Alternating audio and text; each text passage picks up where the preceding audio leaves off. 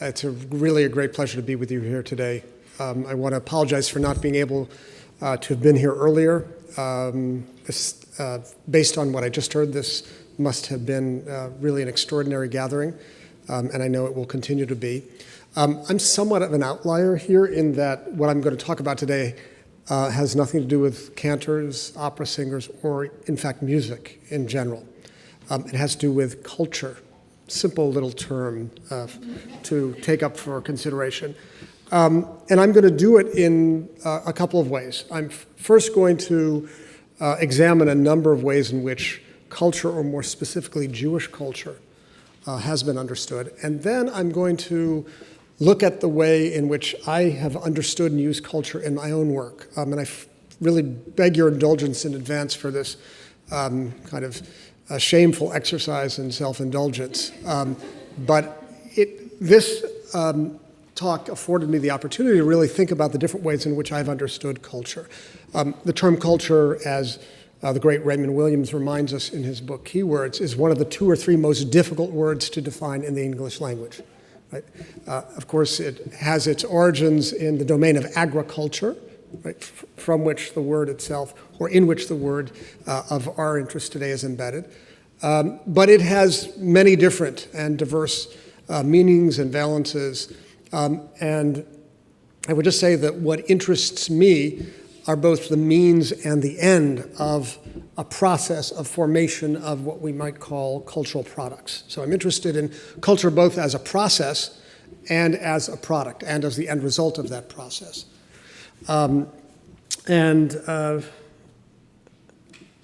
It's really important to think of really different ways in which the term has been defined.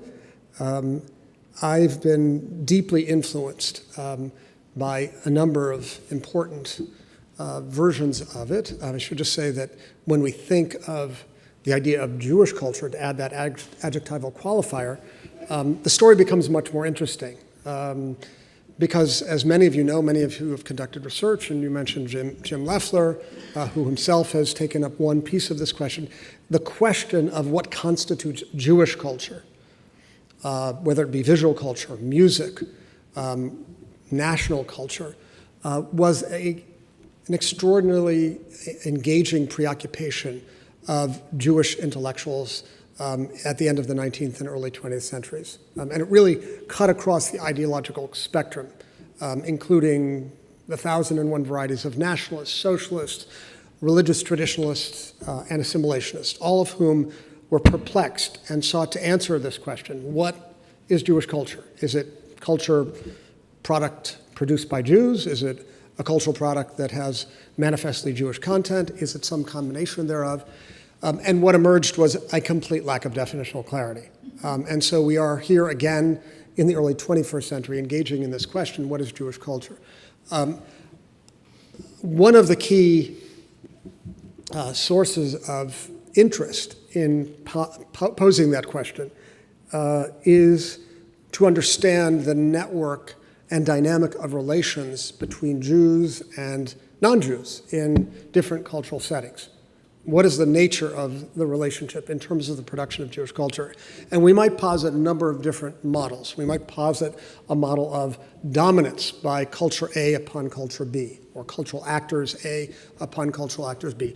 We might posit a kind of bidirectionality in cultural influence, the sort of the exchange of cultural values, norms, and properties between different groups, dominant and, say, minoritarian. And there might be other ways we could understand this relationship, perhaps, as I'll suggest in a minute, eschewing the model of influence altogether. So these are some of the sort of questions that I think are raised by the very term Jewish culture. And I want to begin my reflections by calling attention to two key thinkers who have been important and, dare I say, influential in my own thinking. The first is the great Hebrew essayist, in the late 19th and early 20th century, Achad Ha'am, born Asher Ginsburg. And here I'm thinking of his very important essay from 1893, so relatively early in his own literary production, called Chikui B'Hitbolalut, Imitation and Assimilation. Chadam, as we know, as a cultural Zionist, was very interested in asserting a distinct form of Jewish national culture, for him very much associated with the evolving, the kind of accretions of cultural production associated with the Hebrew language. But he was attentive to the ways in which Jews interacted with non-Jews to engage in a constant process of reformation of their culture. And he gave voice to two distinct variants of assimilation.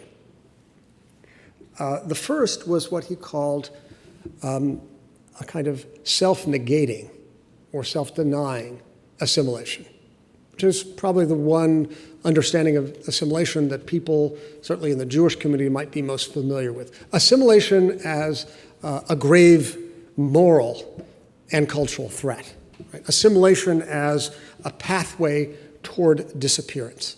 And that's what Achad Ha'am had in mind, and he's often associated with that form of assimilation when one thinks of him in the context of his evolving notion of cultural Zionism. But he also gave voice to another form of assimilation, an assimilation of competition, of hitcharut, as he called it, a kind of competitive imitation, which he believed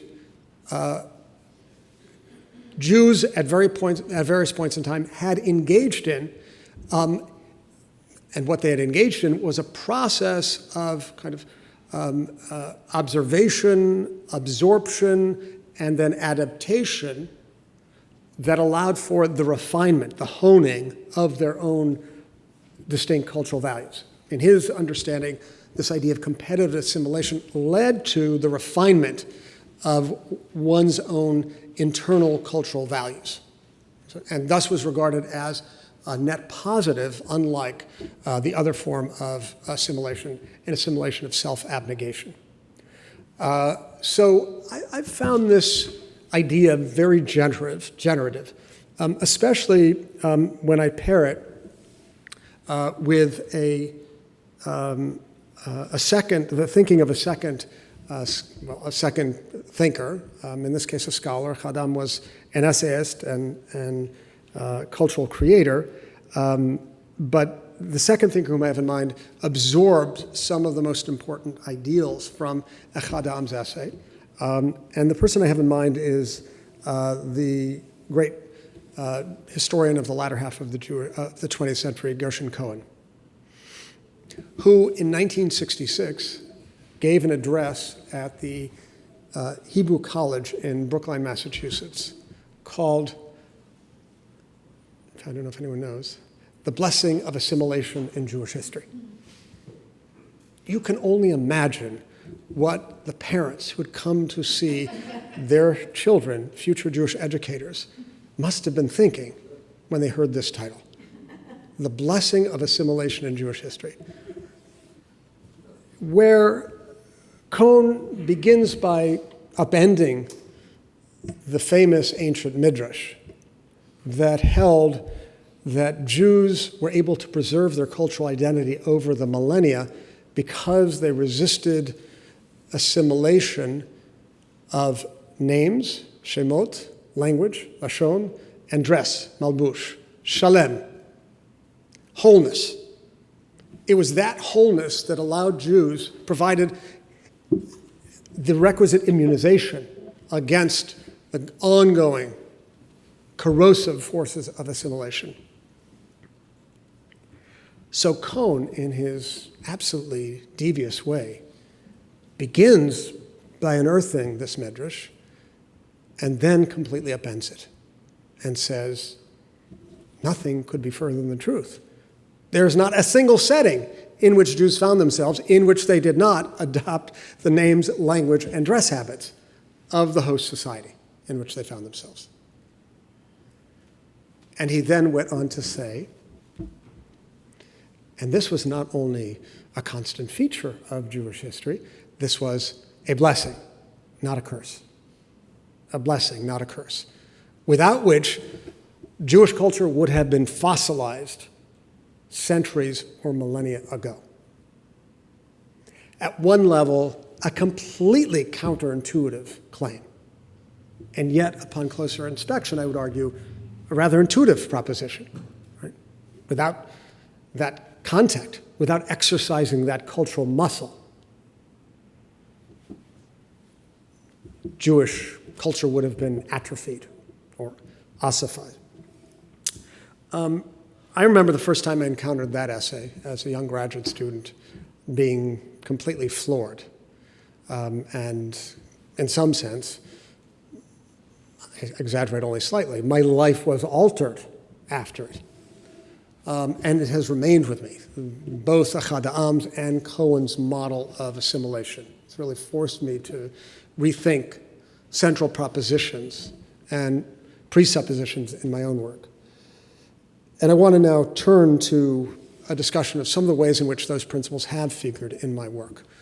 And again, I apologize for the self-referentiality here. This, as I said, is allowing me an opportunity to really help think through where I end up in my own understanding of this very vexing and longstanding question of what is Jewish culture. So the first place in which this insight of Cohen's and Achad Ha'am's, I think, made its way in most pronounced form was in a small little book I wrote, which was occasioned by a request from an editor to write the entirety of Jewish history in 35,000 words as part of the Oxford University Press very short introduction series. This was a really interesting challenge, much more interesting than writing a long history of the Jews. And I understood immediately that I couldn't begin by offering a chronological account of Jewish history. It would exceed 35,000 words in the first half chapter. And I realized there had to be a number of theoretical anchors, key themes. And one of the themes that I adopted as a foundation, a pillar of this book, was indeed this Cohenian principle of the blessing of assimilation, or the inescapability of assimilation, or the inescapable vitalizing effects of assimilation. And sort of tried to unpack the process by which Jews, when they found themselves in host societies in which they were a small minority, necessarily absorbed, engaged, and sort of, in a kind of visceral sense, felt the cultural norms and habits of that majority culture. And yet, what prevented this process of engagement from becoming an assimilation of self-abnegation or denial was some retrenchment. The result of, first, a measure of conscious awareness of the dangers of proceeding without restraint into that host society, some kind of intuitive but perhaps not fully conscious resistance against toward the host society. And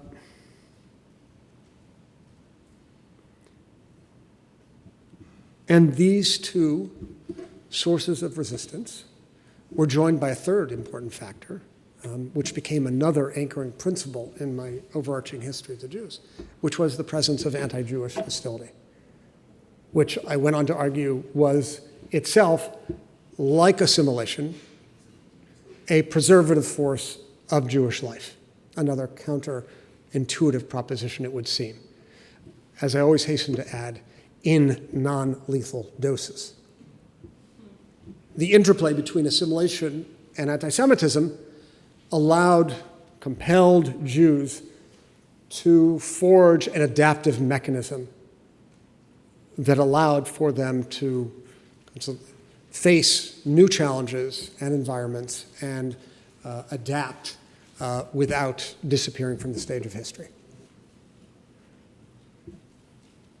So this was, in some sense, the most clear form in which the Echad Ha'am Cohen thesis appeared in my own work.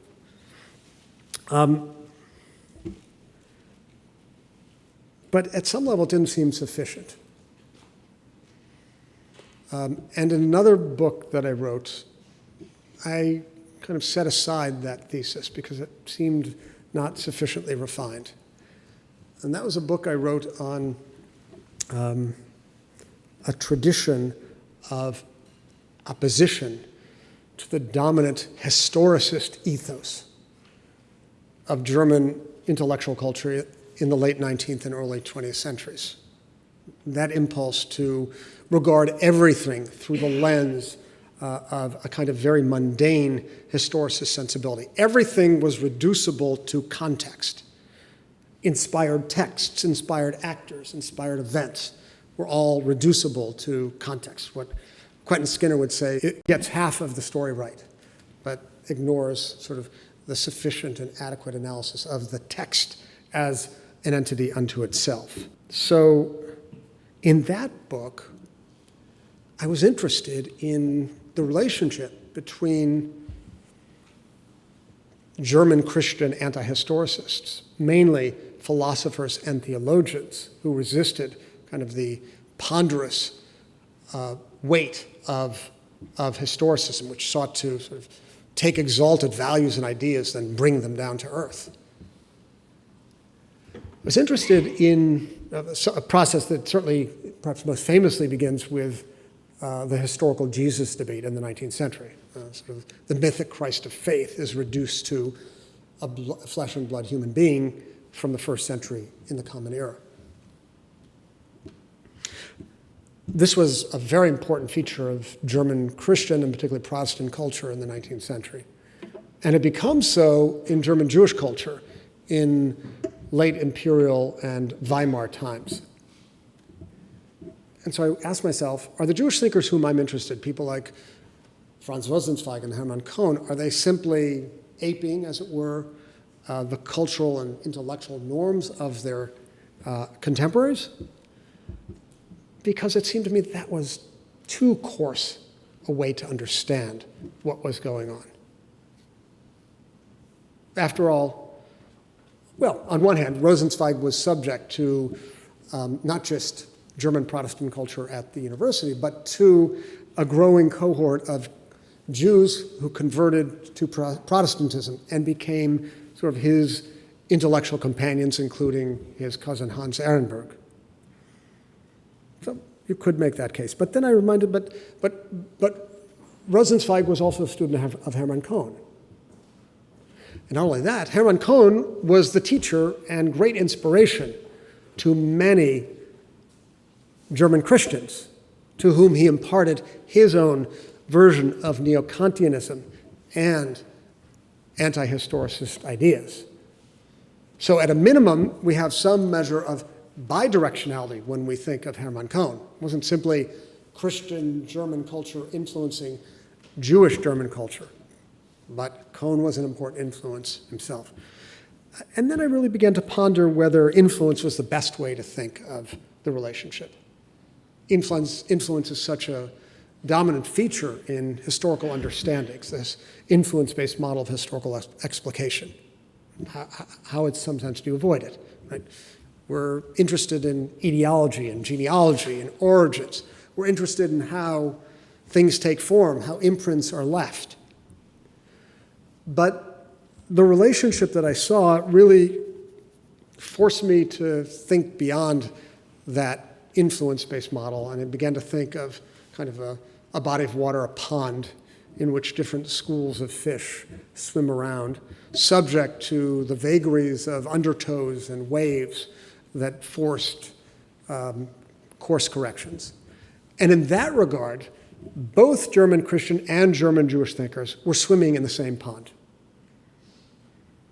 And they were forming their own versions of cultural contact in their own idiosyncratic ways, without necessarily dominant culture A leaving its heavy imprint on passive culture B.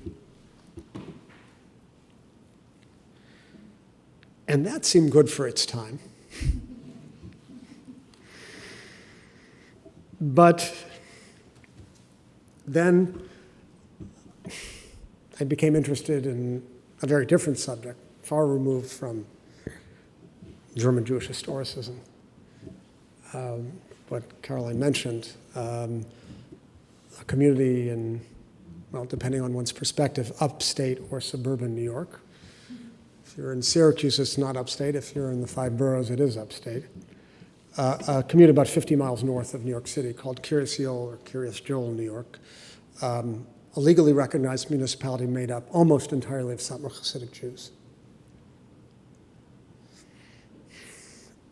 A community that imagined itself as a safe haven from the seductions and allures of teeming urban culture, which incidentally was the center of the main concentration of Satmar Hasidic Jews, that is to say in Williamsburg in Brooklyn.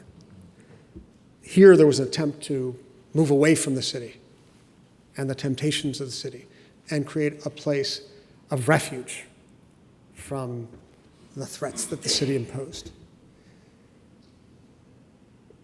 And so that community really offered a new opportunity to think of cultural exchange and what does it look like, especially given the very conscious desire of the early formulators of the community to establish what they called a shtetl,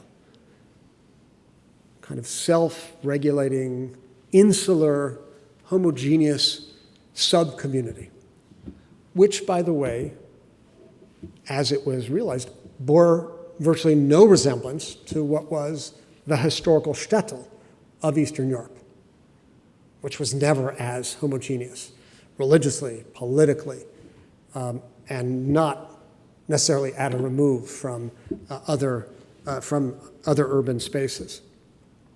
It was much closer to, ironically, the mythic notion of the shtetl that one might find in the early Fiddler on the Roof.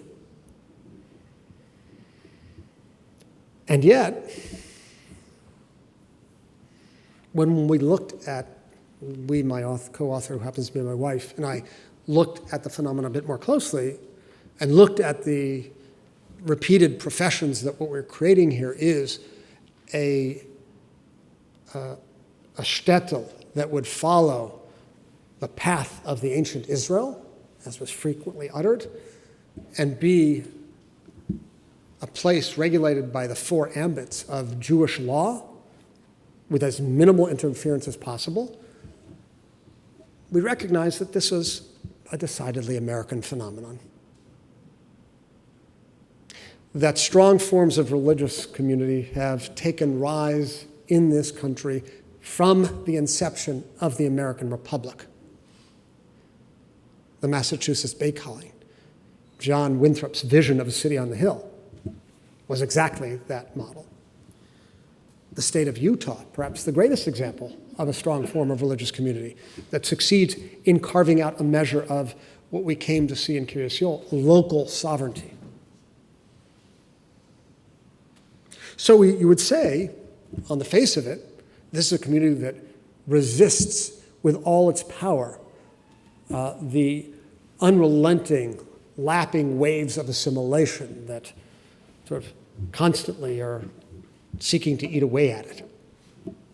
And yet, morphologically, in terms of its form, it was consistent and indeed had its place on the legal and political landscape of the United States.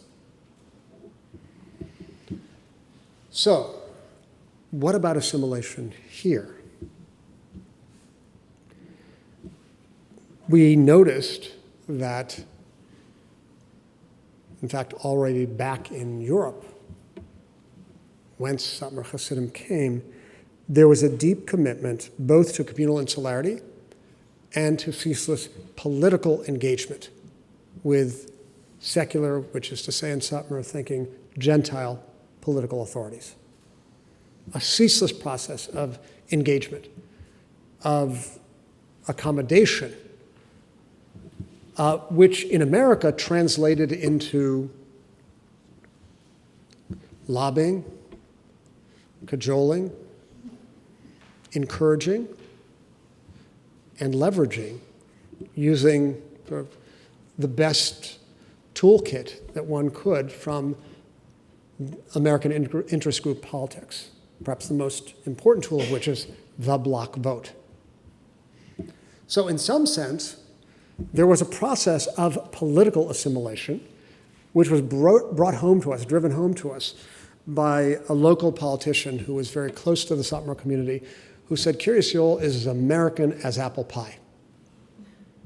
Thinking in particular about the way it marshaled and mobilized its political assets to its advantage.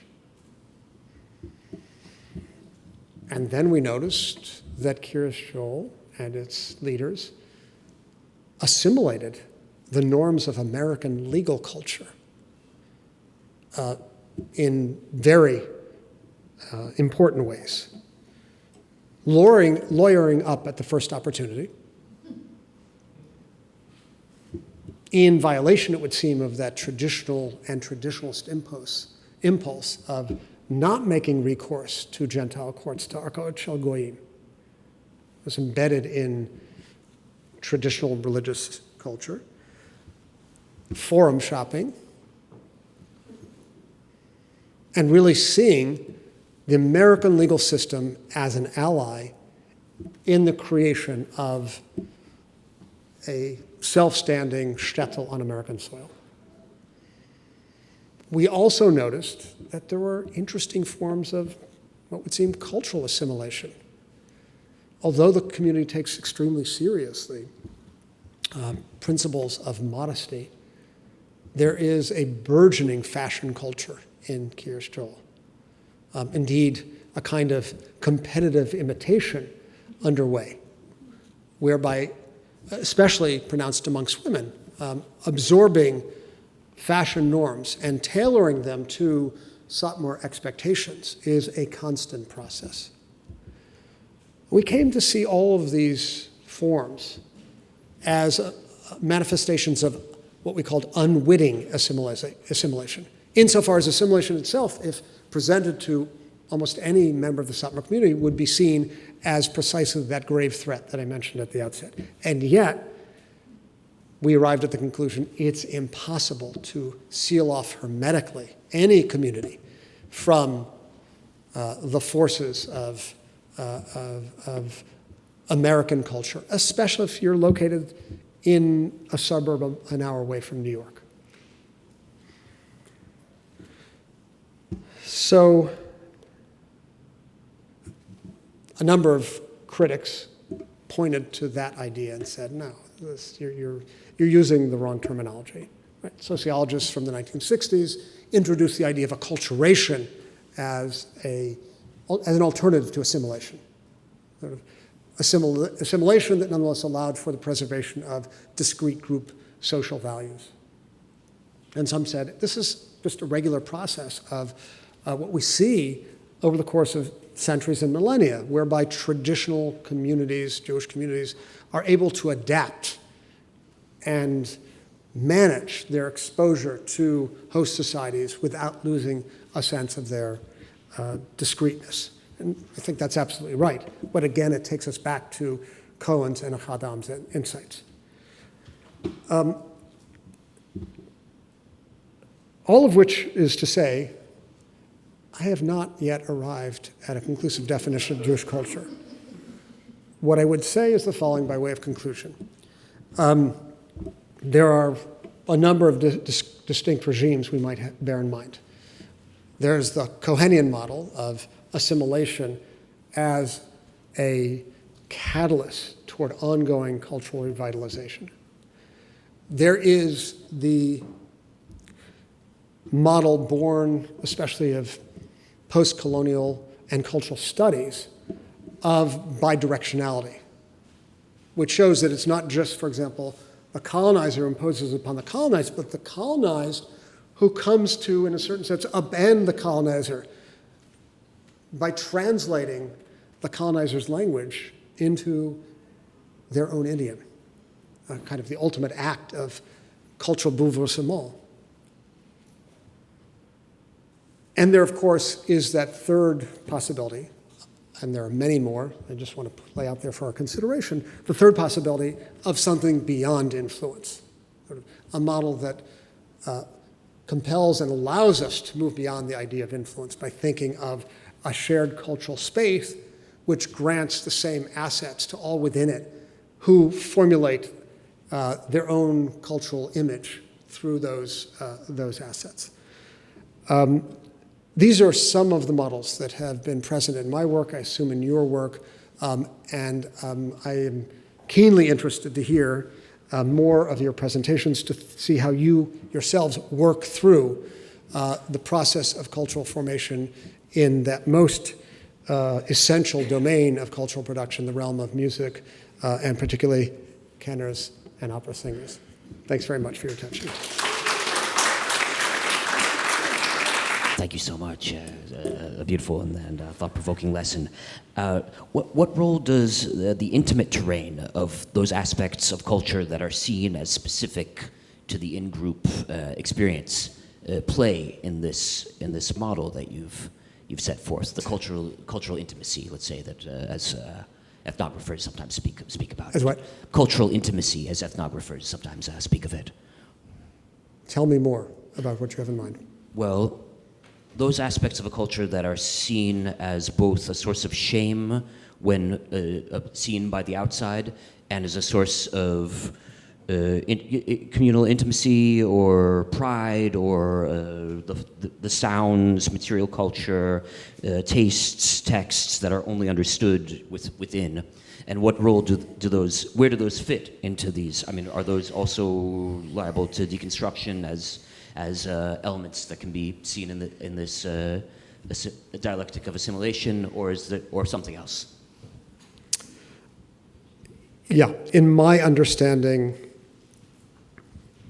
the boundary is always permeable, and there is no cultural product that is untouched by the process of exchange, by the mimetic, by the imitative. I think back to what some have thought of as perhaps the most insular of traditional Jewish cultural domains. I think mistakenly, but it's often been seen that. Ashkenazic religious culture in its formative centuries. And the great Jerusalem historian Yitzhak Ber wrote an important essay in 1950 that kind of showed the ways in which some of the core liturgical and ritual properties of Ashkenazi culture in the 11th and 12th centuries, in some of the most difficult periods in time when the impulse towards resistance was greatest, were properties that bore the traces of the surrounding milieu. Anything ranging from the braiding of a challah to the practice of ikuf tefillah, of interrupting prayer to voice a complaint against a fellow congregant, which, as we know, is an impulse that has been readily absorbed into synagogue culture today. Even those sources of cultural intimacy were not immune, were not isolated, were not in a kind of hermetically sealed bubble. And so what I would propose is that just as the gates of interpretation are never closed, Maimonides tells us, the gates of cultural exchange are never closed as well. And nothing is left untouched by this process of constant, ceaseless interaction. It's the best I can offer you now. David, incisive, and I've heard bits and pieces of this before, but I'm still kind of, for lack of a better term, assimilating what you presented here. Touche, Paul. Touche. Forgive me. But this is, I suppose, a bit of playing devil's advocate. But in the way you formulated the Kiryas communities, kind of a quote-unquote assimilation, one could argue, couldn't they, that this is really a tactical use of available political legal strategies to further their own cultural distance, right? So I'm sure you've heard the question before, but that one could say that they've still managed to construct boundaries. This is a community where people aren't using the internet, right? Where they're not watching television, they're not exposed to certainly popular culture or other currents that go through contemporary U.S. American culture. So I'm just wondering, how you respond to that. Yeah, thanks for that, Paul. So I guess I'm interested in the ways in which the tactical becomes more than tactical. That is to say, in unwitting ways, the tactical absorption for the purposes of defense that tactical deployment becomes constitutive, right? It's not that simple to simply say, I'll use it up to this point. Exhibit A is exactly what you mentioned, which is social media. Notwithstanding the repeated protestations of communal leaders, social media use is growing exponentially in the Haredi community. Exponentially. And what it's doing, amongst other things, is, as one might expect, upending the leadership structure of the community. It's basically creating a new source of authority, right? There's a bottom-up source of authority. We are capable of sort of communicating amongst ourselves and making our own decisions. I mean, we see that certainly in increasing resistance to accepting the political pronouncements and recommendations of communal leaders. We see it in Israel, right, where young Haredi kids are, in the last election, lined up to vote not for Haredi parties, but for Otzma Yehudit of the Jewish Power movement of Itamar Ben-Gvir. That, to a great extent, has been abled by the challenge to the authority structure of the community by social media. Now, there too, many Haredim are saying, we're making tactical use of social media to fortify our faith position. That, as many old school community leaders know, is a very dangerous proposition.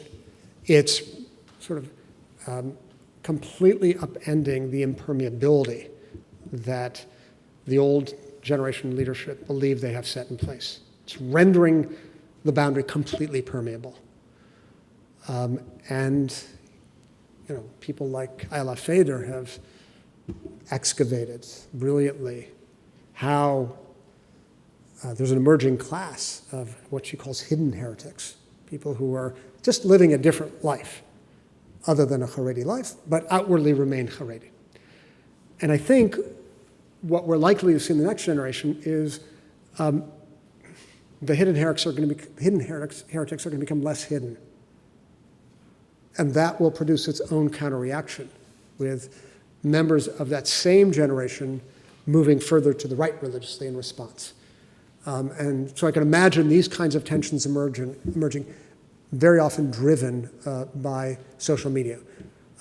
I can only tell you that, and I think you've heard this before in Kiryas Joel, like some of the most interesting people that I met were pot-smoking, guitar strumming, Breslaver Hasidim, people who don't fit the profile, people who live a life that bears the traces of mainstream American culture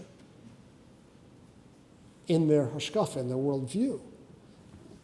But outwardly, you would have no idea. That's, I think, a good metaphor for the process that I just described in response to Jeremiah. Like, so there's an outward form, but there's also kind of inward cultural turmoil that is constantly reformulating. I'd like to bring this around to music.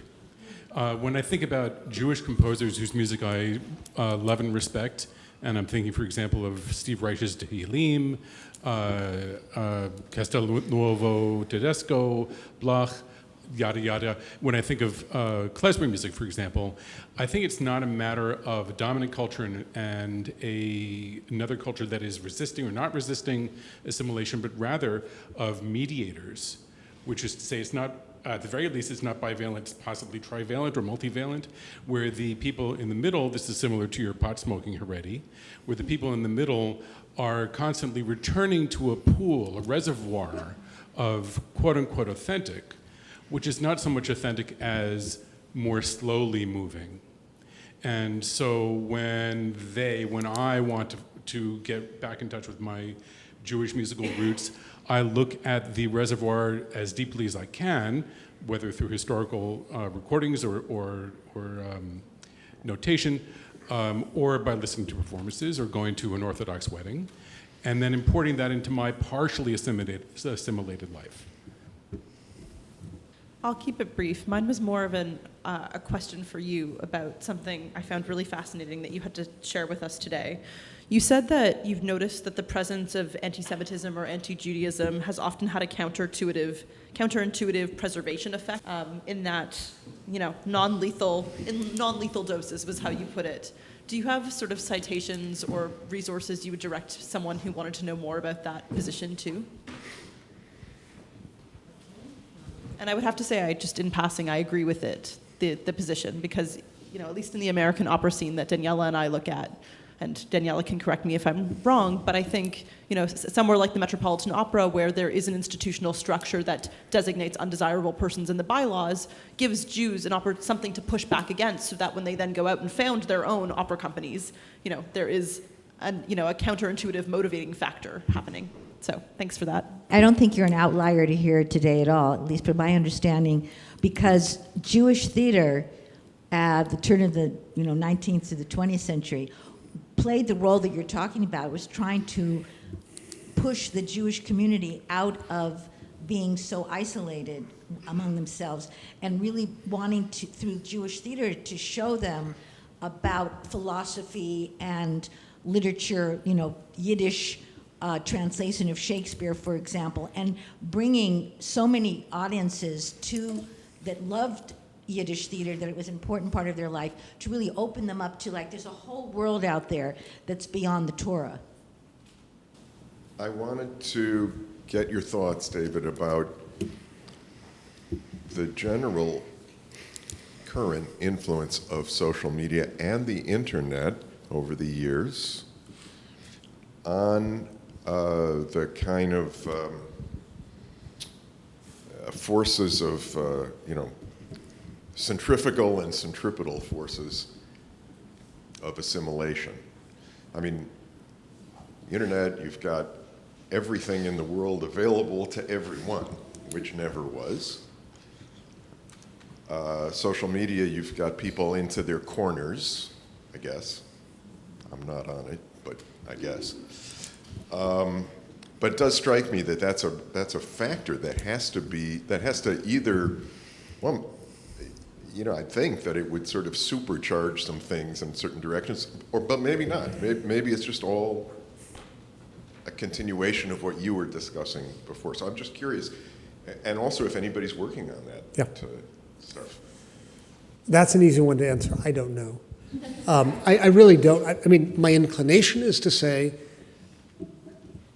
social media operate in multitudinous ways and generate multitudinous effects, centrifugal and centripetal. And as I think of it, as I just mentioned in response to Paul, I think what we see in younger generations of Haredim is an increasing interest and openness towards the outside world fostered by social media and a reaction against it in this intragenerationally. So that would suggest both in that one very particular case. So I mean, there are people who devote their entire lives to studying social media and its impact, and alas, I am not one of them. So, but I think the question is a very important one to take up. So, beginning with David, I'm interested in, you say mediators, I'm interested in brokers who are operating at the border, who are the people who are kind of sent out. Maybe we might call them shtadlanim, the intercessors who are sent out, to court favor with the king or prince, but more importantly, to sort of be the ones who forage out for these new cultural values and then bring them back. I mean, the best example of that process that I can think of is, of course, Jewish languages, which bear the form and structure of the vernacular, but then sort of encased in this Jewish wrapping. So who are the foragers, the brokers? That's a really interesting question, but I mean, I don't know that we can identify them. I will say that I don't think it's just they, of course, who are affected by the encounter at the border. The ideals are brought back in very substantial, meaningful ways. And it's dynamic in both directions. It's dynamic in both. I mean, at a minimum, we should leave here with an appreciation for the bidirectionality of cultural currents, at a minimum. Samantha, well, the first place you can look is my very short introduction. But, I mean, I'm very much affected by, I'd say, two texts of seminal importance. The first is the famous third chapter of Spinoza's Theological Political Treatise, where he lays out this kind of logic sequence by which Jews, after the decline of the ancient republic, continued to hold on to the laws that Spinoza actually calls divine legislation. Those laws separated the Jews from Gentiles, which brought down upon the Jews the encomium of the antipathy of the Gentiles, and that antipathy served to reinforce their own sense of group distinctiveness, which was, in some sense, preservative and reinforcing. So Spinoza, I think, is the most important text. I mean, we can go back to Tacitus, but Spinoza. And then, I mean, it's always worth going back to South's Anti-Semitic Jew, where he makes the kind of overly bold claim that it is what Paul knows Karl Lueger said at the end of the 19th century. It is the anti-Semite or the Christian who defines who is a Jew. So these are a couple of sources that one might think of. Much more to be said. And is Barbara? Karen, I'm sorry. It remains debatable whether I am or am not an outlier here, so I don't know whether we'll resolve that. But I really appreciate your comment. It added a lot about theater, about which I know very little. I think that's it for me.